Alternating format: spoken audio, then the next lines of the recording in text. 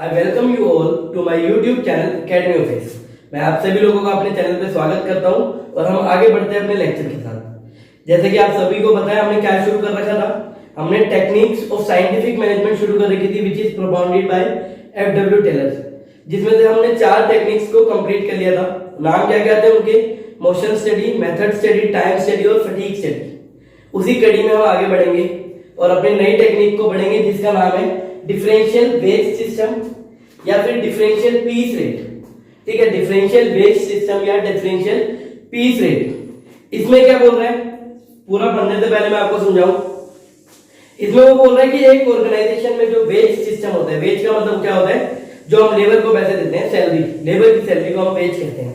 और जो हमारी ऑर्गेनाइजेशन में एक वेज सिस्टम होता है, सैलरी देने का तरीका होता है, वो हमारा क्या होना चाहिए? 2 तरीकों से होना चाहिए। एक होना चाहिए लो वेजेस और एक होना चाहिए हाई वेजेस। ठीक है, तो 2 तरीके बता रहा है, लो वेज सिस्टम और हाई वेज सिस्टम। आप बोलोगे सर ये क्या है, लो वेज क्या होता है, हाई वेज क्या होता है? मतलब कोई बात ही नहीं, आपने ऐसे आया कि एक ऑर्गेनाइजेशन में 2 सिस्टम होने चाहिए। ऐसे क्यों होना चाहिए? एफ.डब्ल्यू. टेलर क्या बोलते हैं कि हमें एक ऑर्गेनाइजेशन में कितनी देर काम कर रहा है इससे नहीं काम पैसे देने चाहिए एक लेबर को, बल्कि किस बेसिस पे देने चाहिए कि उसने कितना काम करा है। ठीक है, फॉर एग्जांपल मैं आपको एग्जांपल बताता हूं। हमारी ऑर्गेनाइजेशन में हम 1 डे ऐसे करते हैं, एक दिन में किसी भी प्रोडक्ट की 20 यूनिट बना सकते थे। एक दिन में हम किसी भी प्रोडक्ट की 20 यूनिट बना सकते थे। ठीक है, हम एक प्रोडक्ट की 20 यूनिट बना सकते थे। अब हमारे पास 2 लेबर हैं, एक का नाम है शाहरुख, एक का नाम है सलमान। अब हमारे पास 2 लेबर काम कर रही हैं, जिसमें एक का नाम है शाहरुख और दूसरे का नाम है सलमान। हमारे पास ये 2 लेबर काम करती हैं। ठीक है, अब शाहरुख और सलमान पूरे दिन के लिए काम करते हैं। शाहरुख एक दिन में 20 यूनिट बनाता है, जबकि सलमान एक दिन में 18 यूनिट ही प्रोड्यूस कर पाता है। शाहरुख एक दिन में 20 यूनिट प्रोड्यूस करता है और सलमान एक दिन में सिर्फ 18 यूनिट ही प्रोड्यूस कर पाता है। ठीक है, अब एफ.डब्ल्यू. टेलर क्या बोल रहे थे कि यार हमारी ऑर्गेनाइजेशन में दोनों ने काम तो पूरे दिन किया है, काम इसने भी पूरे दिन किया है, काम इसने भी पूरे दिन किया है। अब एफ.डब्ल्यू. टेलर बोल रहे हैं कि भाई साहब हमें जो अपनी ऑर्गेनाइजेशन में पैसे देने हैं वो टाइम के बेसिस पे नहीं देने, काम के बेसिस पे देने हैं। और इसीलिए उन्होंने एक वेज सिस्टम बनाया जिसको 2 हिस्सों में बांटा, एक का नाम रखा लो वेज सिस्टम और एक का हाई वेज सिस्टम। इसमें बोला गया कि जो लो वेज सिस्टम है, जो लोग स्टैंडर्ड यूनिट नहीं प्रोड्यूस कर पा रहे उसे हम लो वेज सिस्टम के हिसाब से पैसे देंगे, और जो लोग स्टैंडर्ड यूनिट प्रोड्यूस कर पा रहे हैं उसे हम हाई वेज रेट के हिसाब से पैसे देंगे। ठीक है, फॉर एग्जांपल अगर यहीं पे इसी एग्जांपल में बोला जाता है कि जो इंसान एक दिन में 20 यूनिट बना लेगा हम उसको 5 रुपए पर यूनिट देंगे, 5 रुपए पर यूनिट देंगे। और जो इंसान एक दिन में 20 यूनिट नहीं बना पाता है उसे हम 4 रुपए पर यूनिट देंगे। तो क्या हुआ, इसने अपना स्टैंडर्ड टाइम पे पूरा काम किया, इसलिए उसे 5 रुपए पर यूनिट के हिसाब से मिलेंगे, तो इसे 100 रुपीज मिल जाएंगे। और इसे कितने मिलेंगे? 72 रुपीज। ठीक है, इसी को हम बोलते हैं डिफरेंशियल वेज सिस्टम। इससे क्या होगा बताओ? इसको ज्यादा पैसे मिले, ये तो मोटिवेटेड रहेगा, भाई अगली बार भी ढंग से काम करेगा। हमारा ऑब्जेक्टिव क्या है? ये तो मोटिवेटेड ही रहेगा ना, अगली बार भी ढंग से काम करेगा और अच्छा काम करेगा, अपने आप को इंप्रूव रखेगा, मोटिवेटेड रखेगा। और ये जो है सलमान, ये भी इंप्रूव करने की कोशिश करेगा, बोलेगा भाई साहब काम नहीं करूंगा तो पैसे कटेंगे। इससे क्या होगा? It will increase the efficiency of worker, it will ultimately increase the efficiency of worker. तो ये हमारा होता है डिफरेंशियल वेज सिस्टम। ठीक है, तो क्या बोल रहे हैं, पढ़ लेता हूं एक बार, तुम्हें ज्यादा समझ आएगा। टेलर है advise adoption of different wage system to motivate the employees. Taylor ने क्या बोला? डिफरेंट वेज सिस्टम किस लिए? मोटिवेट करने के लिए। ठीक है, क्या बोला इसमें? According to this system wages are paid on the basis of work done and not on the basis of time spent in doing the work. As per this, कैसे बोला गया कि हम काम करने के ऊपर देंगे वेजेस, ना तो कि कितना टाइम काम किया उस पर देंगे।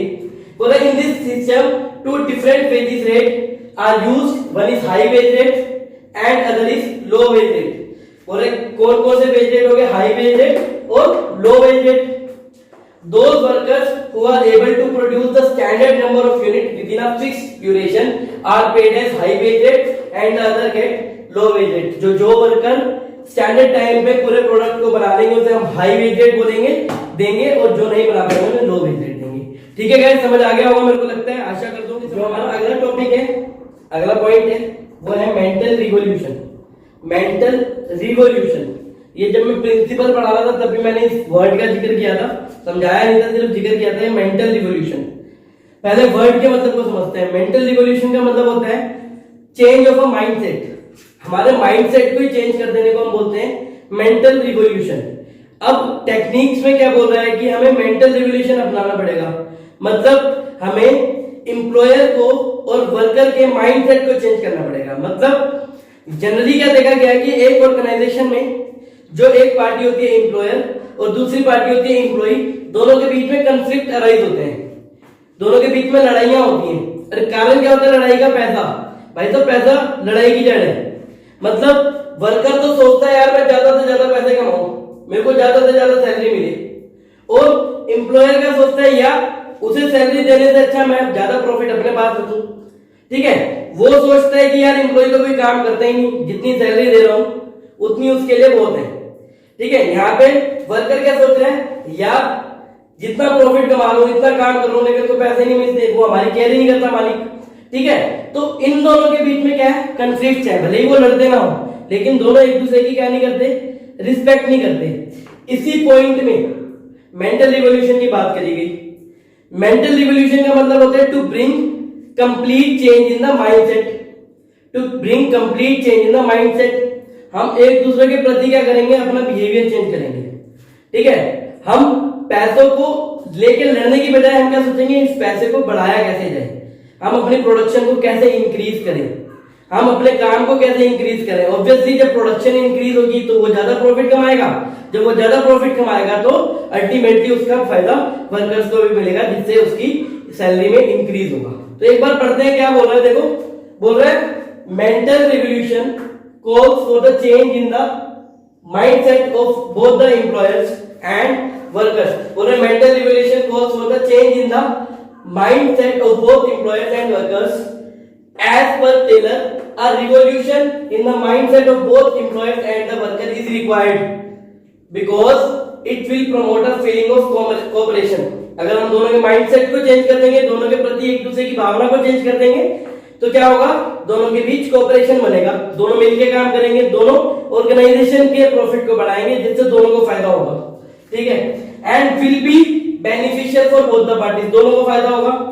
Normally it is seen the conflict between employer and workers results in division of profit. मैंने भी यही बताया कि नॉर्मली क्या देखा जाता है, दोनों के बीच पैसों को लेकर लड़ाई चलती रहती है, with both the parties demanding a large share of profit. क्यों? दोनों चाहते हैं कि यार हमें ज्यादा पैसा मिले। ठीक है, ये मैंने बता दिया। This is the reason why mental revolution is required. यही रीजन है कि हम दोनों को माइंडसेट चेंज करना है, दोनों का। दोनों को ये बताना है कि यार पैसों के लिए मत लड़ो, पैसे कमाने के लिए मत लड़ो, जितना पैसा कमाओ ज्यादा पैसा कमाने की सोचो, और दोनों एक दूसरे के साथ पैसे बांटो। वही बोल रहा है कि instead of fighting over the profit both the parties should make efforts to increase the profit. पैसों के लिए लड़ने से बढ़िया है कि दोनों पार्टीज क्या करें, दोनों पार्टीज पैसे को, प्रॉफिट को बढ़ाने की सोचें। अगर एक कंपनी का प्रॉफिट ज्यादा होता है, उसका एम्प्लॉय हमेशा खुश रहता है। ठीक है, क्यों? क्योंकि उसको सैलरी भी अच्छी मिलती है। तो ये थे हमारे 2 पॉइंट्स, कौन कौन से, पिछला वाला डिफरेंशियल वेट सिस्टम और ये मेंटल रिवॉल्यूशन। आशा करता हूँ 3 पॉइंट रह गए, स्टैंडर्डाइजेशन, सिंप्लीफिकेशन और फंक्शनल फॉर्मेनशिप। एक आधी क्लास में हमारे वो सारे पॉइंट्स कवर हो जाएंगे। आशा करता हूँ आप सभी को मेरा ये लेक्चर पसंद आया होगा। अगर नहीं भी आया है तो क्या करोगे, मेरे को कमेंट सेक्शन में बताओगे और बताओगे कि कहाँ पे समझ में आया है। और अगर समझ आ गया है तो गाइस प्लीज उस नीडी बच्चे के साथ ये लेक्चर को जरूर शेयर करें जिसको चाहिए, जिसको रिक्वायरमेंट है 12वीं की 12th क्लास की फ्री कोचिंग की। ठीक है guys, thank you so much for your time, thank you.